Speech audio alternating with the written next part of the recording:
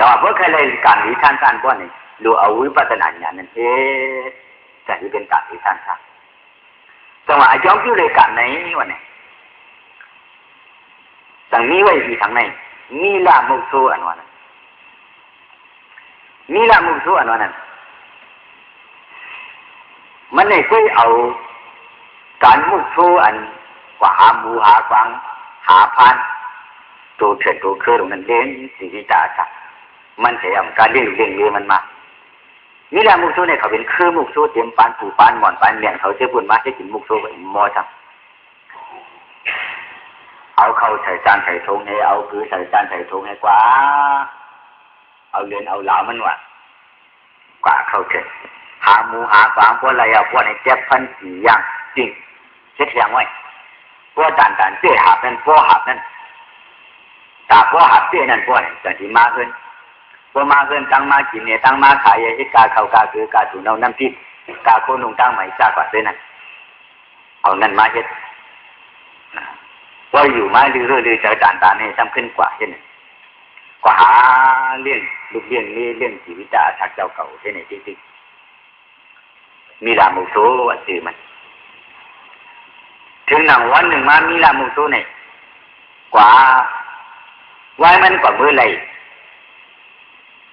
กวางตัวไงเอาไว้จะมาจับมาพันมาอยากมาติ่งมาอยากก็มันติ่งยาวพวกนี้อันยาวทำยาวใส่คุยใส่ซองใส่ถุงมันให้ดีงามอันตามันกินนั่นจะมาใส่ไผ่เผามุกถูกไปกินไก่กาเสร็จกับเขากับทางมันไว้มันกินเหวกันไหนอิ่มใจมันเหวทำต้องไม่นับไว้มันต้องไม่นั่งเหวก่อนมันต้องไปหามุ้งโดยปาดเลยทันเจกิมมันน่ะหันน้ำกันละสังเมื่อมุงหันจ้องเจ้าอย่าหันเขาทีหนึ่งนั้นน่าใจมันจะไว้กตินั้นมีจ้องเจ้าอย่าหันพอมีจ้องก็มีอย่าหันพอมีอย่าหันก็มันมีน้ำแล้วมันก็ที่ก่อนเมื่อย้อนถึงน้ำที่จ้องเนี่ยมันต้องจำวางไว้เครื่องกิริยาทางยึดมันกลุ่มโยนั่นเนี่ยต้องมือว่าจูจ้องพอมือว่าจูจ้องเจ้าอย่าหันนั่นเอาคนที่อนุโภคนไหนขึ้นจ้องมือนั่นต้องมีไว้เฉียงบุ้มน้ำเพราะว่ามันเมื่ออันเฉียงบุ้มน้ำแล้วพวกไหนมันต้องยิบเอามวยนั่นเนี่ยผืนบุ้มน้ำก้อนเพราะมันก้อนเอาพวกไหนเนื้อบุ้มน้ำนั่นก้อนบุ้มแล้วก็อันนี้น้ำก้อนผืนให้ก้อนบุ้มแล้วก็มีผืนให้ก้อนบุ้มแล้วก็ตั้งมวยเลยตั้งอุ่นกับมือหลอกกันหม้อโกกิโกกาก็มันนะก็ในมือซื้อมีละมือซื้อเนี่ยต้องฟ้องว่า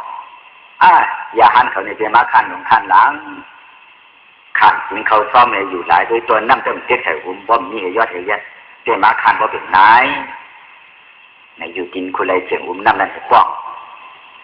เราอย่าหันตาป้าหนึ่งทำอยู่ในกลางจ้องให้เลยเย็บจากกลางมันเสาจังยิ้มถึงมีละมุกโซ่ฟ้องว่าถึงไหนหลันเขาหูมาจ่องว่าหูมุกเสือน่ะไว้ว่าหูด้วยมันก้อนน้ำเลยมีน้ำก้อนคุมแล้วก็มีน้ำตั้งก้อนตั้งฟ้องพังมันว่าอย่างนี้นะเนี่ยเจ้าอย่าหันต่างวันที่ถึงหูนอเมื่อใกล้เขาสั่งสะอาดเช็คเฉยเสียไม่ติ๊กตั้งสองสามหูเนี่ยแต่กาก็ในมากินสว่างนี้นั่นในอุ้มป่องหรือนั่นในเปิ้นมาถอกเสียหรือเจ้าหรือเต่าปลาไหลมาถอกเสียเนยเต่ามานั่นเสียน้ำมันเจ้าสองลูกกว่าตัวเผยลูกกว่าตัวเผยตัวอุ้มแล้วก็ทำน้ำเสียนปีกเพราะว่ามือโชนั่นเมื่อเอาหมวยมันก้อนบ่อนทำนี้น้ำทำปลามาข้างมาก็ในเต่าอย่าหันก็จังว่าเอามาหมวยมาเล่จังยิบเอามวยนั่นให้ได้จังก้อนปัดมันก็ไปว่าทั้งพอเจ้าอย่าหันก้อนปันก๊อกก็มันกินก๊อกไปกินทำเจ้าแทงก๊อกทำก้อนปันแทงก๊อกกินช่องจางก๊อกกินง่ายกินเหวดีๆงามๆเนี่ยทำไงมันก็ไปกว่าจังนั่งชื่อกับโคอะไรเนี่ยจังมาจิ้นซะเก่าไหนไปจ่ายด้วยจำว่าเป็นติ๊กจ่ายเอาไปจ่ายด้วยจำว่าหลวงฝังอะไรที่ทางนี้นั่งคนเช็คไว้ทำว่าเตรียมภูมิเตรียมเสียงเจ้าอย่าหันเขาเฉยไว้เขามาหากินเนี่ยมันมียอด เขาเนี่ยอ้าผู้สูญยกอันวันเป็นได้เอาเพราะตายดีกว่าเสียงอะไรอามาดีกันร้อยเอาป้องกันแต่ว่าผมมากับ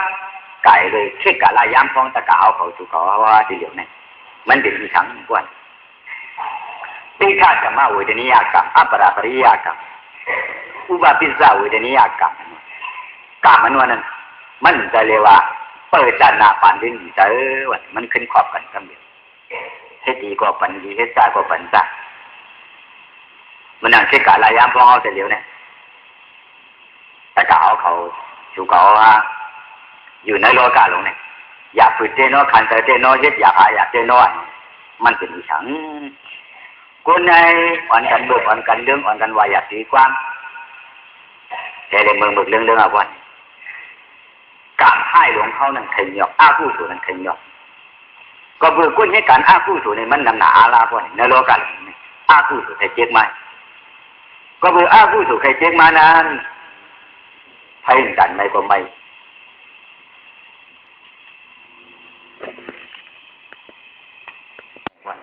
นี่ถ้าจะมาอุตนิยากรรมเขาอาบราปริยากรรมอุปปิสาอุตนิยากรรมซึ่งเนี่ยอาผู้สูกันมันเยอะก็เป็นอย่างคนยึดการอาผู้สูมันนำเนี่ยคนหมดคนเดิมมันนำเนี่ยคนทุกสิ่งทุกมือนำเนี่ยเขาก็ลึกอีสังก็ลึกกว่าการได้นำได้ออกอันยานเปลี่ยนซะกว่าเช่นมันก็เบิกก้นอ่อนกันจ้างเบิกจ้างเรื่องวายอยากถือความพระมุสรามุสังขามหุสกินิพาโพเทาเมเกมหุใครว่ามุนเจ้ามีดองทางไหนก็ว่าลงว่าใครว่าพระมีดองทางไหนก็ว่าลงว่าใครว่าคนจ้างทางมีดองทางไหนก็ว่าลงว่ามุยเอากายกรรมวจีกรรมมโนกรรมกรรมมันกันนะพิษพระพิจาราพิสังขารพิษโกเมเสียสมาโพไหนเป็นไหนอีสังพุทธะที่แกงกระดาษธรรมะแกงกระดาษสังฆะแกงกระดาษพุทธะแกงคือธรรมะแกงคือสังฆะแกงคือจังหวะมันตันเตี้ยนมันตันรู้มันตันชุ่มกันนี่ทำมันกาเสียเอาไว้ที่สั้นนั่นที่ยากการลงทำเถิดปลาไว้มันจังหวะกับกาลายามฟ้องเฉลี่ยอย่าไปเจมันเด็ดเส้นไหนมาอย่าไปด้วยเอาสังถอมเอานี่ละมุโซเนี่ยนี่ละมุโซมานะมุกูใดไปอยู่ไปเจนตาไปอยู่ไปเจ็บใจมาทุกข์ใจมาปวดใจมาเขาเนี่ยจะเอาไปจ่ายด้วยเพราะเป็นจิตจ่าไว้วนไว้มันวนเนี่ยเอากันเนี่ยมันก็ว่าเขาเนี่ยพอที่เฮ็ดกินมุกโซเลยเลี้ยงลูกเลี้ยงเมียอยู่ที่พวกเนี่ยเขาเนี่ยพอตายอันไปตายว่าดีกว่าอะไรที่เป็นจิตจ่าตั้งที่เบื่อมัวทีเดียวเนี่ยกำมือเอากำมือเนี่ยก็ดีอยู่ที่เจ้ายาเนี่ยเลยเฮ็ดเจ้าถามลงเลยวิจัยให้กันผู้สวยครับหนักหรือว่าดินในวันในเจ้าเปลี่ยนอะไรเนี่ยจากการขึ้นจองมือย้อนเอาความย้อนให้เจ้าถามเจ้ายาก็ฮับเอาความปัญญาเพราะว่าฮับเอาความปัญญาวันนี้มันก็มือเอาเครื่องขึ้นใหญ่เชี่ยวมันคึมมันต่ำมันเท่านั้นกางมันเท่านั้นกองมันเท่านั้นก็มือทิศเผาไฟจุดไฟเด่นหมดชิมตรงน้ำเด่นหมดนี่มันสั่งมันก็ชิมตรงน้ำเมาจังสั่งขึ้นจองมาย้อนนุ่งสั่งกันพอมาย้อนนุ่งสั่งกันยาวดีๆงานเจ้าหานก็เอาสั่งกันไปนุ่งไปพอนุ่งไปนะว่าเนี่ยเจ้าหานเนี่ยเจ้าอาถูกการเสียเจ้าเหตุการเสียพอมาหันทางเหตุการเสียเอาว่าเนี่ยมีลามุกโซเนี่ยมันเป็นหือไว้เนื้ออายุหลงมันนั่นก็เมื่อหันเจ็ดกวางหลวงพันหลวงเสียงพุทธขาพุทธหูพุทธเอวอันนั้นในเมื่อหันเจ็ดกองมันกางมันคึมมันเยี่ยวมันเนื้ออย่างมันเมื่อหันไปที่นั่นหนูจริงๆถึงธรรมะอาถูกตระหาตระตุยตระสัมพันตระกูมาหันในหนูจริงวันแล้วก็วันเปลี่ยนซึ่งนั้นนั่งเมื่อแล้วก็เปลี่ยนอยู่ที่นั่นหนูจริงคืออย่างที่ว่าเปลี่ยนเหตุการณ์มุกโซการอาผู้สวยเลยมาเหตุการณ์ดีเนี่ยก็ตั้งดีกว่าหันตราก็หันถึงกว่าเมื่อหันเยี่ยวหันคึมหันมูหันกว้างของที่เขาในจีหรือน้อวัดเจนจ้ะชูสังเยา ก็หนังดีกว่างานไรที่ว่าอาถูกการที่ย้ายให้การเจ้าในกล่องอันเดียอะไรกูมาอันที่ในหนังที่หนังอันที่ในกำเนียมันในใครเป็นทางมันเปลี่ยนก็ดีท่าถ่ายขึ้นมือเฮ็ดมุกชูเขาแล้วใครเป็นทางมันเปลี่ยนมากว่างานไรดังที่กว่าเยาจังหวะมือย้อนอักขังเจ้าอย่าหันคาราเบสตัวเขาถูกเตี้ยมือเลยนังเตี้ยมือเลยก็มันตราคากูมือหันเหี้ยวหันคือหันเนื้อยังหันมวนกวางหันพุทธขาพุทโธพุทธิหนูในที่มือแล้วก็มือปิดเส้นไหนขาเป็นเองชูสังเอาเฮ็ดสังขายาหันก็ตัดที่เลยผู้ถูกความตัดได้กะหาเลยย้อนเอาข้างเจ้าถักให้ขึ้นมือกันละใครถักก็เลยถักว่าสั่งเป็นสั่งก้อยกะอันยูเจ้าถามมายาหันว่าพอดีถักคนที่เลยโตตัดในวันตั้งที่เลยถักเช่นในถักว่าไหนเป็นสังขารเจ้าใครใส่โตตัดอันเลยเสร็จเอาขาดีเฮ็ดถ้ามันตีกงคาไหลไว้เลี้ยวไว้ในเจ้ายาหันจับมือใจมันว่าเมื่อกว่ามือพันไม่เหลือหลงที่วางจองหันมือล้านทุกสิ่งมันหมดพอล้านสิ่งมันเอาทำปลอมลำมันพอปลอมลำมันเอาคุดหัวมันพอคุดหัวมันเอามันพาเป็นพอถึงจะได้กล่องพอกล่องมันเอาไปจุดเกี่ยวเอาไปจุดพอมาจุดเจ้าว่าไหนก็ใครมือกับมือละเป็นสังกะมันดอกมือล้านมือปอมมือพันมือคุดมือกุ้ยไม่เหลือลงทั้งต้นพับเป็นมดเอามาพับเป็นกองลงไว้สัญญาเขาคือเขาผลการในมหาจุดเอาเชลงมือจับไพ่มาจุดเทถือก็ไม่เหลือย่างลงในเนี่ยไม่จุดที่ถือก็ไม่จุดที่ถือก็ไม่มุนเจ้าเขาในก่อนเดือดจ้างปันตากนี้ทางปันตากโยธาดีเจียวในพันมันก็เปลี่ยนหนูคุดมันก็เปลี่ยนหนูพักมันก็เปลี่ยนหนูล้านมันก็เปลี่ยนหนูการที่จุดไพ่เนี่ยที่คือจุดก่อนคือดีไรไปคือเป็นไม่หรือยิบผลธรรมะของอยากลงเมืองก้นแค่กันทางในประวัติศาสตร์แล้วล่ะมาจากกันจุดไม่เหลือยิบเนี่ยแต่ลงก้นป้องจุดได้เป็นหนึ่งจุดที่คือก็ไม่สั่งขึ้นมามือมาติดจอมจากบ้านเราที่เจ้าอยากอย่างว่าเจ้าอันต่อปันตักปันตัวตักนั่นเจ้เต็มพันเต็มปอมเต็มล้านมันเต็มคุดหูมันผักย่อยมันจะย่อมดใครเอาก้อยการต่อปันว่าถึงที่ถึงเดือนปัน